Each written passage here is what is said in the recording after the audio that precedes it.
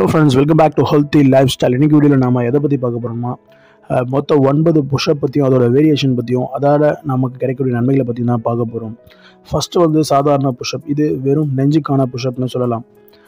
இந்த பிரபலமான உடற்பயிற்சி உங்களோட நெஞ்சு பகுதி, அதுக்கப்புறம் தோள்பட்டை, கை தசை, வயிற்று தசைகளை வலுப்படுத்தும். இது உங்களோட வலிமைக்கும் சகிப்புத்தன்மைக்கும் ஒரு முக்கியமான விஷயமாக பார்க்கப்படுது. ரெண்டாவது வால் புஷ்அப். சுவரில் சாஞ்சா மாதிரி முட்டியை வச்சு பண்ணுற புஷ்அப் தாங்க இந்த சாதாரண வால் புஷ்அப்.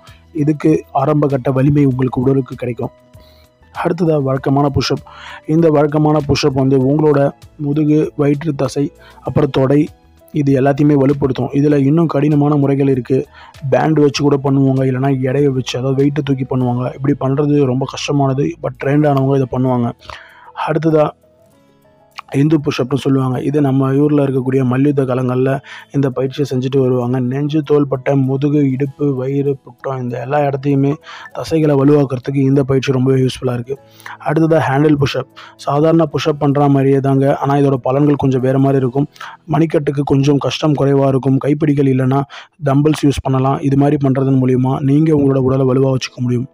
அடுத்ததாக டைமண்ட் புஷ்அப். கைகளை பக்கத்தில் வச்சு ஒரு வைரம் மாதிரி உருவாக்கிக்கோங்க. இந்த கஷ்டமான முறை கைத்தசை அதிகமாக வேலை செய்ய வைக்கும். கூடவே தோள்பட்ட நெஞ்சு தசைகளுக்கு ரொம்ப வலிமையை சேர்க்கும்.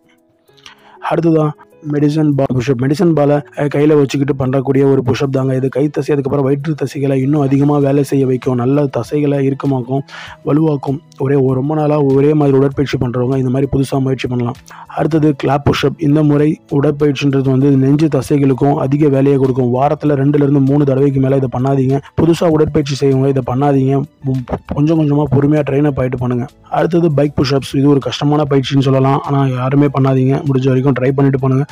இது உங்களோட நெஞ்சு, அதுக்கப்புறம் தோள்பட்டை, வயிற்று தசைகளை பலப்படுத்தும். சரியாக பண்ணணும், இல்லைனா காயம் ஏற்பட வாய்ப்பு இருக்குங்க. உங்கள் உடம்பை தலைகீழாக வி ஷேப்பில் வச்சு தாங்க இந்த பயிற்சியை பண்ண முடியும்.